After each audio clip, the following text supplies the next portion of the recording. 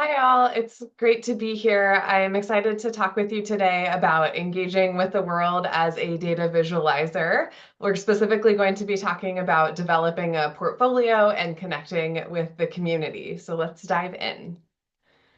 I want to take a moment to reflect on, acknowledge, and appreciate those who have willingly or forcibly paved the way to make this presentation possible. We have all arrived here with a different set of life experiences, and many of us would not be here today without the sacrifices from others. So, just to introduce myself, my name is Dr. Jill Brown. My pronouns are she, her. I am a white woman with medium brown hair, and I'm currently wearing a jean jacket with a teal top underneath.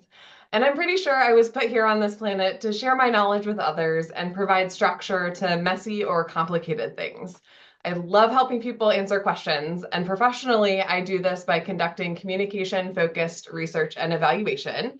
And I also find myself doing this type of work, having conversations about growth in the data viz community, talking about research and evaluation, and volunteering in different types of capacities.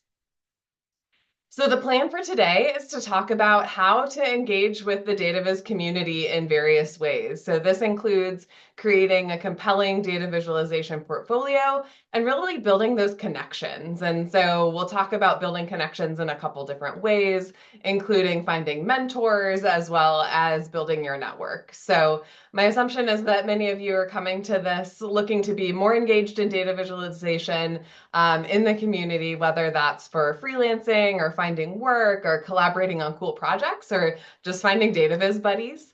And just for full transparency, I am one of the former programs directors for the Data Visualization Society. So a lot of my ideas about building community involve connecting in that space, but I also provide a lot of other options for connecting and building relationships. So we're going to kick off today's topics by thinking about portfolios. So when people ask me what I do, I have a website where I can share my sort of professional self. So this includes my CV or curriculum vitae, links to where to find me in the wild, so kind of public facing material and content, my contact information, as well as my DataViz portfolio. So in my line of work, a portfolio is not strictly necessary. I like being able to save the vizzes that I work on in my free time, and it does provide a place for me to host those vizzes so I can share and link to them when I share with others. So let's talk a little bit about what a portfolio is. So back in the analog days, a portfolio was literally a package of papers that somebody would carry around. And I know that there are some people in certain professions that still do this, thinking of the architects and the cartographers and a lot of the photographers who still really love and use print media. So today, a lot of us store these collections digitally. So they're typically meant to showcase your work and to share that work with others, but there are lots of reasons that someone might build a portfolio. So when we're brainstorming what these reasons might be, they could be to get new clients or to start freelancing for the first time. One of your reasons might be to share your work on social media. It's a lot easier to share when you have something to link to. It could be to highlight your specialty in some area, or it could just be to show off your skills, to maybe brag a little about the cool projects that you've worked on. So all of these are totally valid reasons for building a portfolio, and we're going to talk through kind of three buckets of reasons. So the first is to explain your thinking, or kind of an explanatory portfolio. So this type of portfolio might be what someone might pick if they are hoping to share their ideas and the context behind what they've built to a broad audience. So sometimes people want to share not only their final viz, but kind of the thought process that led them to create that viz. And so that might be a more explanatory type of portfolio that has more narrative content. Some folks are also interested in modeling their work for other people, like in a tutorial. The DataViz community is great at this. It's really fun to see a final DataViz and say, I wonder how they made this, and then go to the person's website and they have the how I made this on their website, which is really fantastic. Some people might also choose an explanatory portfolio for documenting their process. So perhaps they want to come back and revisit it later, and sort of saving future you from some of the questions that you might ask of like, I don't remember how I did that. So taking some time to actually write some notes, document your process so you have that recorded somewhere. But that's not the only thing that you can do with a portfolio. You might also use your portfolio to showcase your work. And I would say this is maybe one of the first and primary reasons that come to mind for people when they are thinking they want to create a portfolio. So this could be for folks who work in design related fields who want to show what they've done. Maybe you're working in the freelance market or you're on the job market and you need somewhere to show kind of a collection of all the things that you've done to date.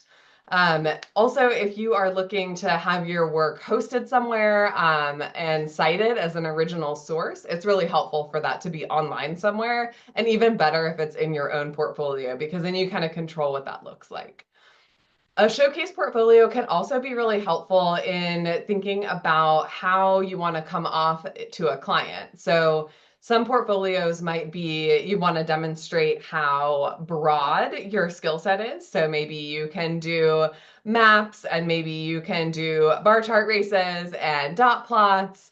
Or maybe you have a specialty and you specialize in all different types of GIS work and maps.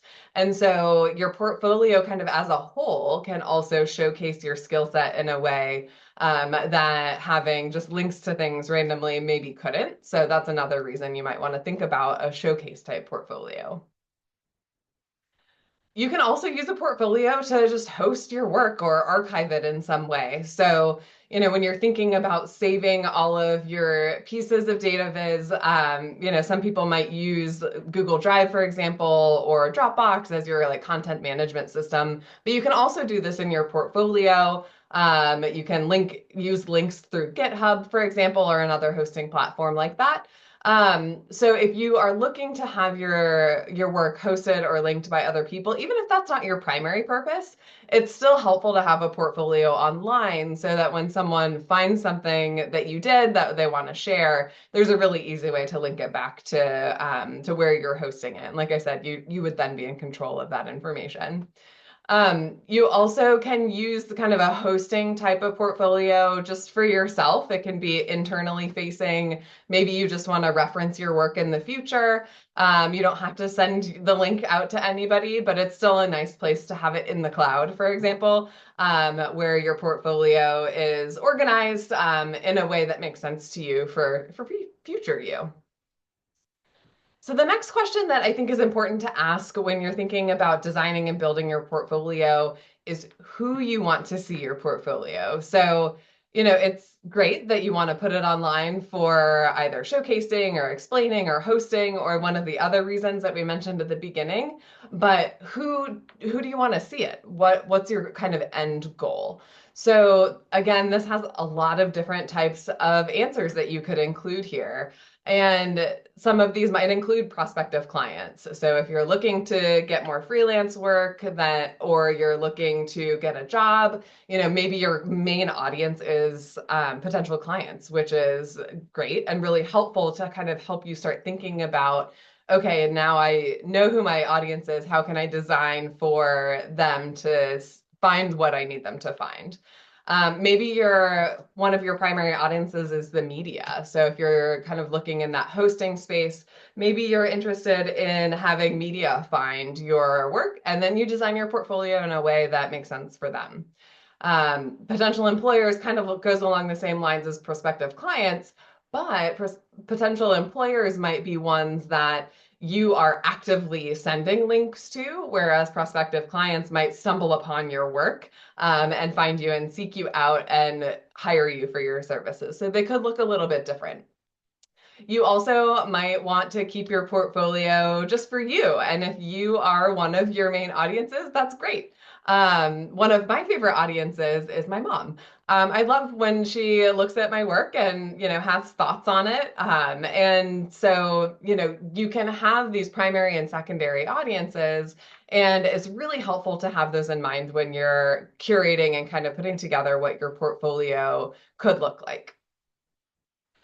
So a great way to help you hone in on this portfolio process is to build your user story. So think of your audiences that you just wrote down and kind of thought about as your users, and you can think through what their goals might be. Their goals are probably going to align with the purpose of your portfolio, like we mentioned before, but you want to get a little bit more specific because that will help you decide maybe how you want to categorize your vises and what types of information you might want to include on a page.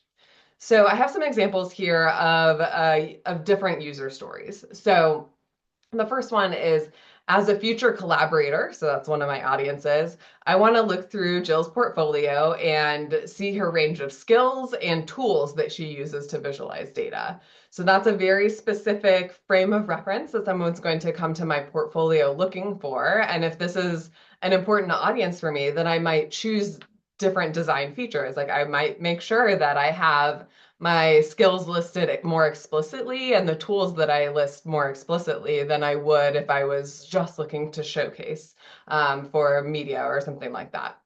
The second one on here, as an example, is as a potential employer, I want to look through Jill's portfolio and see what clients she's worked with and what analyses she's familiar with.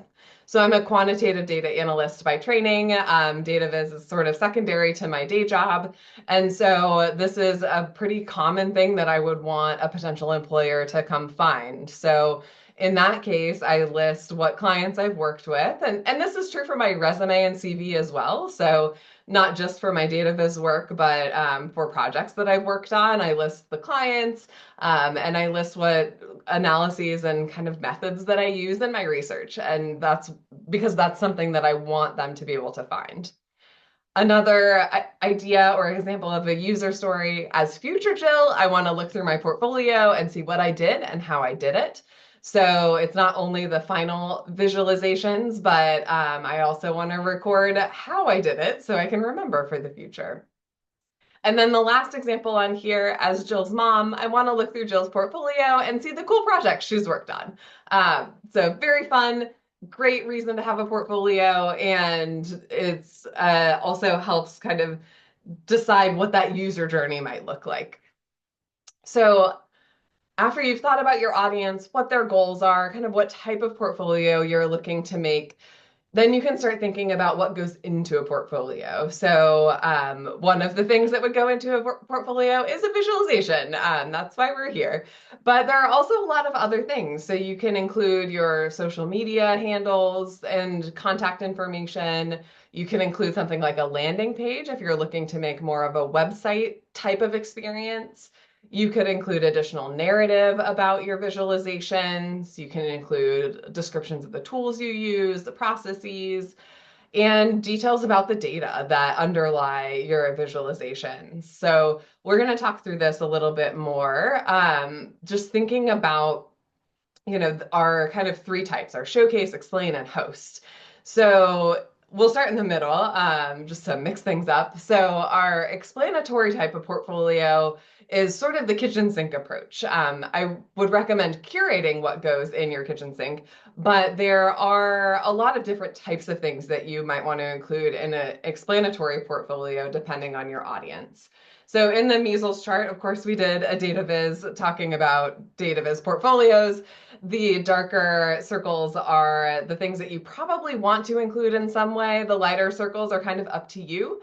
As with a lot of things in data viz, it sort of depends. So looking at our explanatory portfolio, if you're going to take time to explain either your thinking behind a visualization or additional narrative and context, then you might want a landing page to help like direct people to where you want them to go. You might include your CV and resume, and that's true across all of the portfolio pages if you are looking to share that type of information, as having that resume out there. In all of these also, you're looking to share your final projects or links to those final projects. So it's kind of the point is the final project, but sometimes you can share interim deliverables, interim projects that you haven't quite finished yet, and we'll talk about that. In an explanatory portfolio, you might also include earlier state content or process. It can be really helpful to show your thinking if you're kind of showing that progress. You also can include that additional narrative. So what you did, why you did it. And you also, for any of these, could include an About Me page or a contact information page just to give an additional sense of either who you are or how to reach out to you. If you're looking to showcase, you might not include that earlier state content. You might not need to include additional narrative. That is kind of up to you. If you're looking to host, that can definitely be the kitchen sink and maybe could be less organized, but still recommend, thinking about that content management to save future you some headaches. But in a hosting portfolio, you might not need a landing page, for example, if you're not really looking to like walk anybody through a website. So thinking about where portfolio projects come from, that's such a tricky topic because they could come from a lot of different places. So there are a number of places that I'll list on here, and I'll list some common sort of challenges or questions that I get about them. So you could get portfolio projects from a previous job. So this could be full projects that are complete. It's easiest if they are already out in the wild and published because you can link to them. You can say, I did that. And look, it's published, and that makes it really, really easy. You could also publish components of projects in your portfolio. So maybe there's not a full report to share, but you could take the data viz piece that you did and share it and provide some additional narrative and context around it. You could also include brief descriptions of the projects that you worked on, maybe organized by the main skill that you used or the tools that you use. So even if you can't share a full project, you can still talk about what you did. But I know that, it's kind of hard and feels tricky to include former work in your portfolio. So like I said, if the work is published, that one's pretty straightforward. But if it's not published, you do have some options. So one of the options is to ask your project lead, is there a part of this that I can share? Are there ways that we can make this available? One of the ways you could do that is by volunteering to write a summary of the project for external posting. So maybe you can't share the whole project, but you could do some of it. So go ahead and volunteer and say, I'd like to also put this viz that I did so I can link to it. You also, I've seen in the past folks actually password protecting parts of projects so that they can look and share that password with people to access it, but it's not publicly available for just anyone. So that could be a really nice kind of happy medium. Other people have allowed projects to be screen shared during an interview. So if you can't share a project on your website, you can maybe talk about it or reference it, depending, and we'll get to that in a second. But a lot of project directors or managers will allow you to share it because it is an example of the work that you did. Another question that I get is, well, I signed a non-disclosure agreement or an NDA, so I can't share what I've done or who I did it for. And yeah, that can get really tricky. And I understand a lot of times you can't share the project details really at all, but there are things that you've learned while making that visualization that you could use that same visualization technique and swap out the data. So pick a more benign data set, still do the visualization, and then you can add narrative on the project on your portfolio saying, this wasn't the actual data, these aren't the conclusions that we made, but I wanted to share kind of how I would do this in another setting. So one of the things that I recommend is just to ask. So ask the project director or the task lead or your manager or supervisor, whatever that looks like for you, just ask them, how can I share this work? Because I want to be able to showcase what I've done. You can also get portfolio projects from assignments that you've done for a course or a certificate program or a degree program. So this can come from either a final project or a capstone or thesis or dissertation. It could be an assignment that you did. And one of the things that people kind of get a little anxious about for this is that, well, everybody did this assignment, so why would I put that in my portfolio? Well, you put it in your portfolio because you also did the assignment. You did the thing. You demonstrated that you have the ability and skill to make that thing. If you want to, you can also include additional narrative about the context and just say that it was a course assignment if you feel compelled to say that. You can also share, and if I were to do this in the future, I would change X, Y, and Z, or you can actually do that. So, if you don't have the time to make those changes and build on the viz that you did already, you can still say and demonstrate that, you've thought carefully about this, you've learned a lot of things. And you can do that even for some of your earlier state visualizations that maybe, weren't for a class or an assignment, but were something that you were kind of working on, never came back to, but you still can share what you did and how you would think about it and how you'd approach it differently later. There are lots of ways to also do volunteer data visualization. So this is my favorite way to get portfolio visualizations. I like having an audience in mind when I'm doing visualizations. And, I don't do a lot of coursework. I haven't recently, but the volunteer type projects are really nice. So Viz for Social Good is one of the primary data viz volunteer projects that you can do. Periodically, they have a new data set from a nonprofit that needs help visualizing some sort of data. And so sometimes the data are messy, it gives you a good experience dealing with real world data. And they select a number of visualizations towards the end of the experience that you actually get to present to the client, which is really cool. So I love doing Viz for Social Good projects. There are also a lot of other ways to kind of get involved. So there are organizations like DataKind, for example, is very data science oriented, but I volunteered with them on like a project management perspective. And I've written our final reports for the project that I volunteered for, and I included data viz in them. So, you can find creative ways to do data viz in different organizations. If you have an organization locally that you already volunteer with, maybe like a food pantry or something like that, where you want to volunteer to help them, and maybe it's doing inventory, or maybe it's finding a way to share how much food that they distributed in the last year. People love stuff like that. So think about ways that you can volunteer and give back and also have a purpose for your data viz. The last example of a portfolio project are hobby projects. So there are lots of ways you can think about hobby projects. And in this case, your client is kind of you or your family or your friends, but you can collect your own data. So a lot of people have smartwatches that have health data on them. So you can use something like that. If you have kids and they have, a soccer team or Girl Scout cookies or something like that, you could use data from that to make a data viz. If you're looking for inspiration, definitely check out the Information is Beautiful Awards page. And they have a lot of great vizzes on there that come from hobby projects. Not all of them do. Some of them were for freelance work or for other types of roles. But the hobby projects are really fun because people are super creative.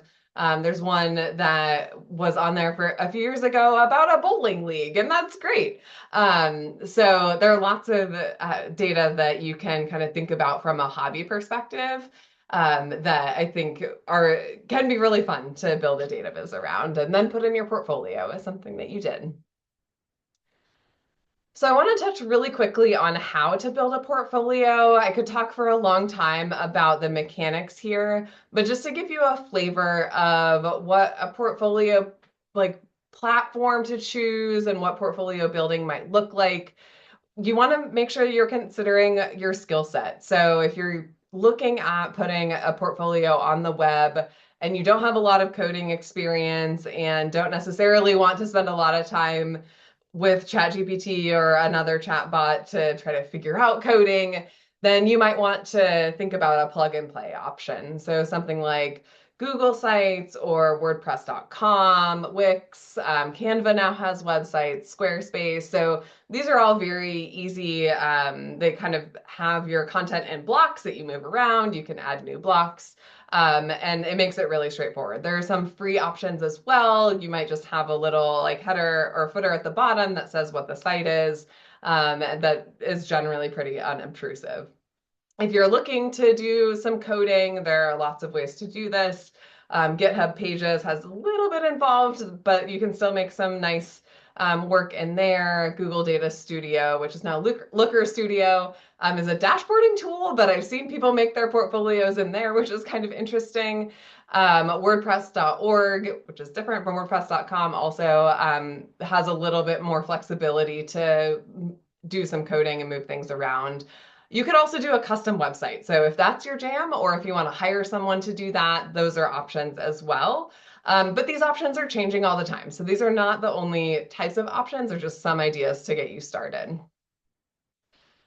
You can also think about the platform in terms of your type of visualization.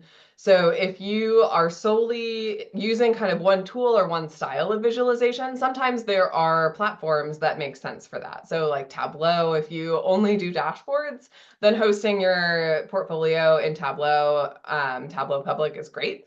If you are doing things in D3 and could use Observable, they also have a kind of a public-facing portfolio-esque sort of feel that you can use there.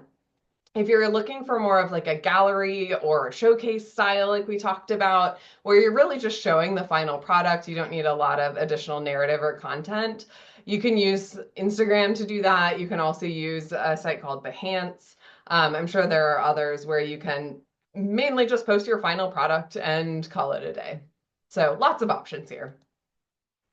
Also, if you're thinking about costs to maintaining your website, there are some costs in terms of if you want to purchase a custom domain name, sometimes you can do that through the platform and kind of bundle everything together.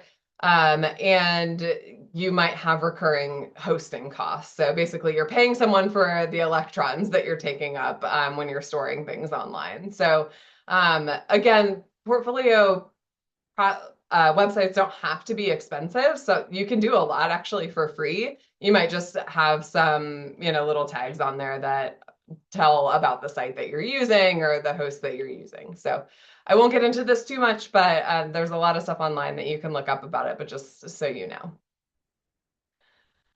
All right, so just a couple other thoughts about portfolios before we move to community building. So some tips for starting your portfolio. So keep that purpose in mind, like we talked about. Start somewhere. Don't let perfect be the enemy of the good. I think, people get in this like analysis paralysis where they're like, okay, I want to make sure that this is going to be perfect for forever.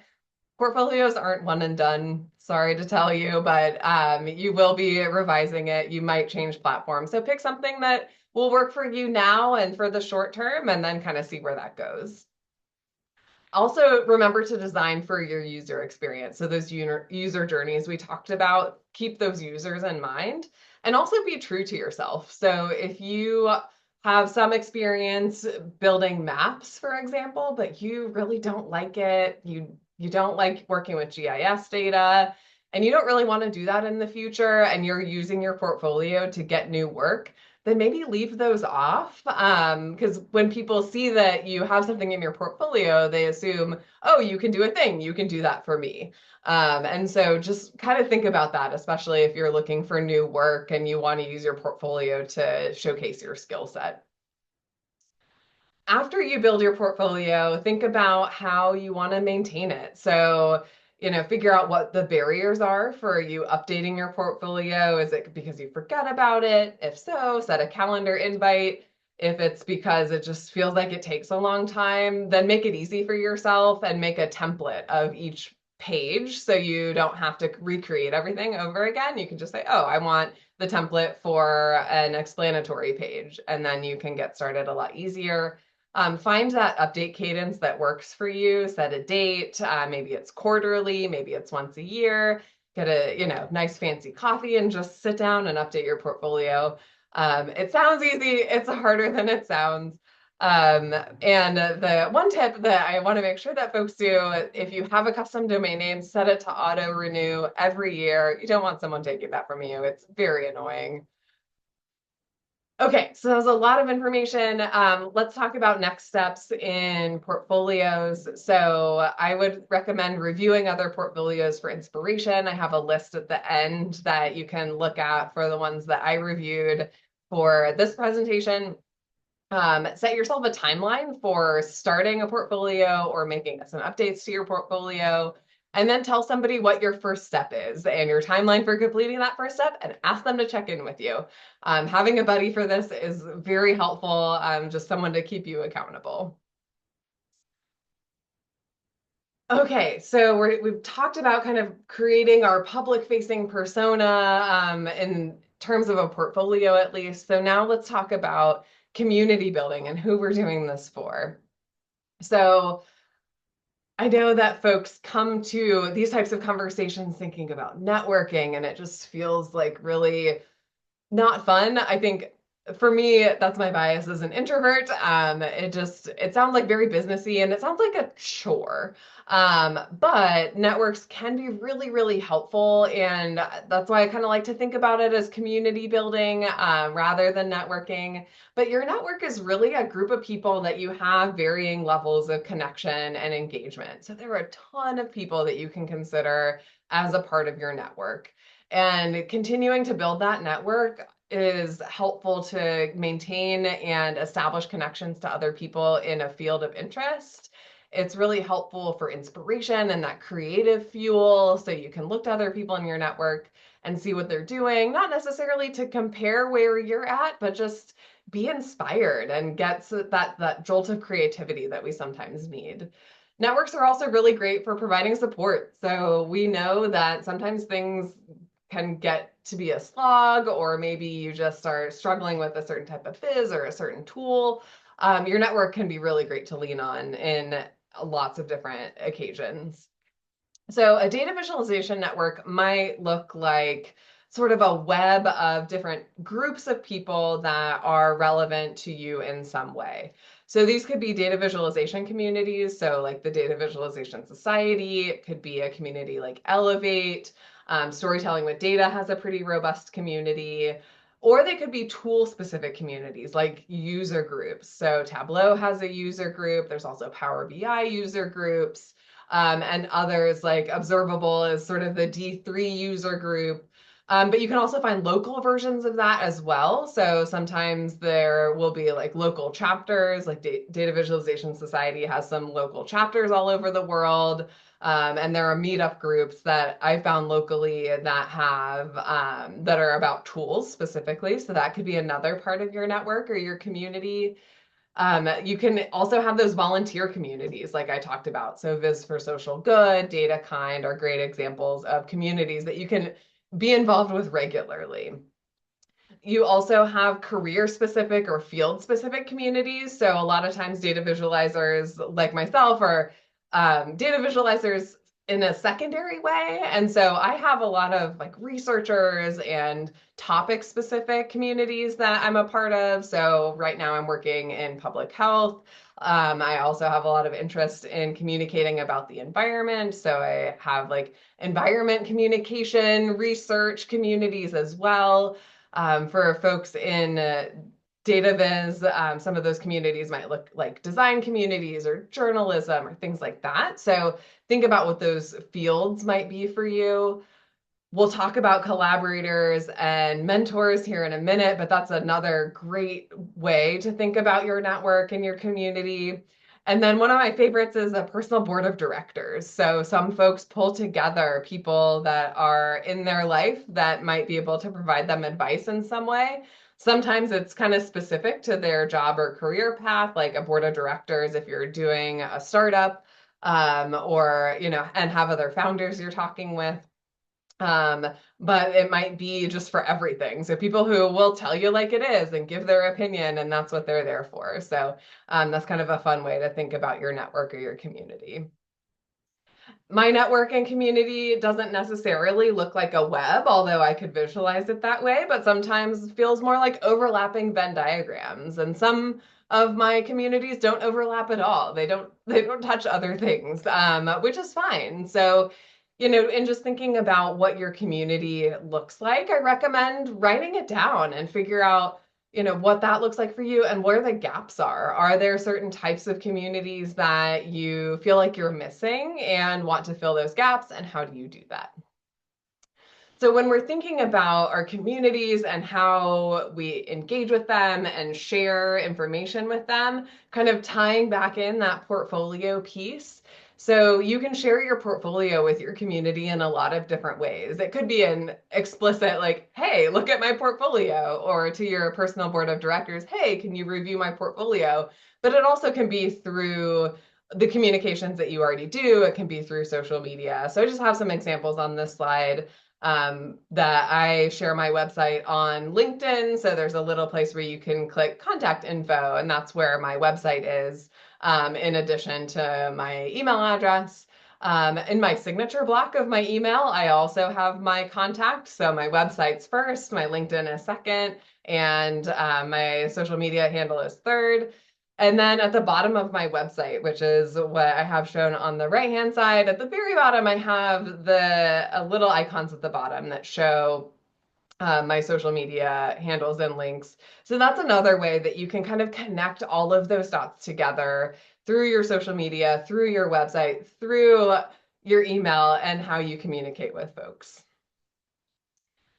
Okay, so let's talk about collaborators. So collaborators are really great because they give you somebody to share ideas with, get inspiration from, like we've talked about before, and really kind of elevate your social data viz in a way that you might not have been able to otherwise. Collaborators are also great for introducing you to their networks. So I have met collaborators through Viz for Social Good, for example, which is how I got tied into the programs committee for the Data Visualization Society, eventually being the programs director. So just those little bits of intersection can really change trajectories, which can be really fun. So when you're thinking about what you might do with a collaborator, you could work on a visualization together, especially if you are working with someone who doesn't have fully overlapping skills. Maybe they're really good at design while you're really good about like with the data part of things. You might be able to create something together that you wouldn't have been able to do as effectively independently. So that's really fun. You can also just be critique or feedback buddies. So maybe you don't create anything together, but maybe you have someone who you share vises with back and forth, and you get feedback and you give feedback, and it's a nice reciprocal relationship.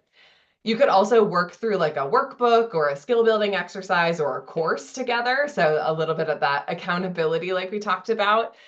Or you could do something like watching a talk or going to like watch all the outlier talks on YouTube, for example, from the Data Viz Society, and then have a discussion afterwards. So, what did you think about this? What do you think about that concept? Well, how would you, approach it in this way? So that can be sort of like a book club, but for Data Viz. When you're thinking about finding collaborators, think about who might be a good collaborator. So a lot of times it's folks that have complementary skills rather than the exact same skill set as you, or also folks that you admire. So reach out to someone whose business that you think are really cool and, want to pick their brain and learn more and also share what you know. You can also look to existing groups or networks. So this is kind of those communities that we talked about in the different bubbles of your network. So, what groups are you in where there might be people who would be open to being a collaborator, whether that's Data Viz Society, other meetups. You can also look, Data Viz Society has what's called a buddies list. So it's just a list of people who want a buddy. So that seems like a great place to find a buddy or a collaborator. But you can also look to places like Google Scholar or ResearchGate to find people who you might have intersections with in different ways and reach out to them there. Another part of your network are those mentors and that mentorship, and you can find those connections by either being a mentor to someone or being mentored by someone, being someone's mentee. So mentors can help you level up in ways that you maybe might have a harder time on your own. And mentors also give you different perspectives than your own. So it's really nice to find a mentor that has maybe slightly different experiences, and they don't have to be someone who is light years in front of you. It could be someone who just forged a path that you're interested in learning about, or knows something that you're interested in learning about. And mentors are different than than teachers necessarily. So if you're looking to learn a specific topic, like a course, might be better for you, but mentors can be really great in helping you find those opportunities. So there are a ton of things that you could do with a mentor. I won't go into a lot of detail in all of these because it's just so much, but you can have them help you learn a process or an approach, have them walk through how they might approach something, sort of do a think aloud exercise. They can help you understand a system. So maybe it's their system for doing data viz. They, start with X when they're doing the data analysis, and then they move to this kind of part of their system. So like learning how someone else might approach something can be really helpful. Um, they also might be able to kind of connect you to a particular field or industry if you are looking for that sort of connection as well. Mentors can be also helpful in learning about different paths. So if you're just interested in their journey, you're trying to figure out what your next steps in your journey is, it's not going to be the same as a mentor's, but you can get inspiration from different things they've tried or people they've reached out to. And they can also help maybe coach you in a way that just a collaborator wouldn't be able to do. You could also produce content with a mentor. So depending upon how that mentorship shakes out, if you have, similar interests, then you could also do something together, create a viz together, or write up a data viz piece that you publish in some sort of platform. For Data Viz Society, it's Nightingale, but for others, there are other spaces to publish data viz in together as well. So I think one of the challenging parts where people might get intimidated is about finding a mentor or collaborator. So you can think about people in your network who are already providing you advice or doing work that you admire. So maybe it's someone in your organization who you don't work with all the time, but you see them doing things that you like and are interested in. It could be formal or informal mentorship or buddy program. So there are a couple of these around, some of them in groups I've already mentioned before, like Data Viz Society, the Elevate community. But you could also look to who's in your network. Maybe you have someone who's actually really close to you that has some adjacent skill sets. So maybe, your great aunt has some really interesting ideas about how to include data viz in different spaces that she's connected to. So maybe she would be a great mentor for you. So just think about, other ways that you might be able to find mentors that you're already connected with.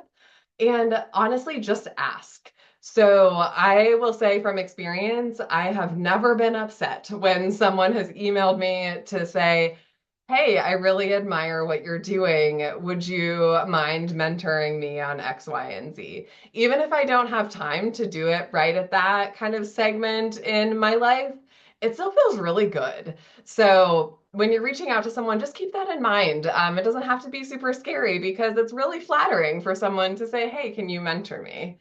So when you're reaching out to someone, you can keep it short and sweet. Introduce yourself, who you are, kind of what you're interested in. Ask if they have time and, realize they have other obligations, but um, and then have something specific that you're interested in talking with them about. What I like to do is, say I'd love to chat with you for 30 minutes or so, just to kind of pick your brain a little bit on X, Y, and Z. If you have time and space, would love to continue those conversations after, if we both feel like it's a good fit after our first conversation. And a lot of times leaving it, putting parameters like, for the next 3 months would love to chat weekly can be really nice, and sort of alleviate them from being like, oh, I don't know if I'm ready for a lifetime commitment to this person who I've never met before. So just keep that in mind as well. Okay, so in terms of making connections, there are lots of ways to do this, and I get it. It can be scary. I'm an introvert, I totally understand. But just take a little bit of time to identify who in your network or what organizations are in your current network and just write them down. See what gaps exist. See what you might want to fill. If there's a gap and you don't want to fill it, that's okay. You don't have to. So write down a goal associated maybe with one of the gaps that you want to fill, and then figure out how to fill it. So is it finding a mentor? Is it signing up for a new community? Is it reaching out and signing up for a newsletter? So again, I recommend you getting an accountability buddy for this and saying, I'm going to do this by this date. Please check in with me. But honestly, you could do this right now, signing up for a new community, reaching out to a potential mentor, finding a collaborator on various sites and buddies lists and things like that. So I know you can do it. I believe in you. Okay, we've had a lot of time together. I hope this was helpful for you. We set out to talk about creating a compelling data visualization portfolio. I think we did that. I hope you have a lot of information and resources to consider. We also talked about building connections within the DataViz community through looking at what your network looks like, through sharing your portfolio to the community, through thinking about collaborators, and through thinking about mentors. So I just want to acknowledge the feedback and support that I've gotten from folks on this presentation and for other forums that I presented it in. And here's a list of portfolios that I looked at when I was putting this together. Just note that that people change their portfolios. So these might look totally different, but doesn't mean it's bad different, just different. So take a look and also share with each other what other portfolios that you found inspirational. So I really appreciate your time. I am happy to answer questions either via email. I have a contact form on my website. I also am on a couple of forms of social media you can find me, but LinkedIn is probably the quickest and easiest. Please reach out. I'm more than happy to talk about any of these topics and help clarify anything or just elaborate on anything that might be of use to you. So have fun with the rest of your talks. Definitely take some time to reflect on all of this. I know it's a lot, but thank you for having me.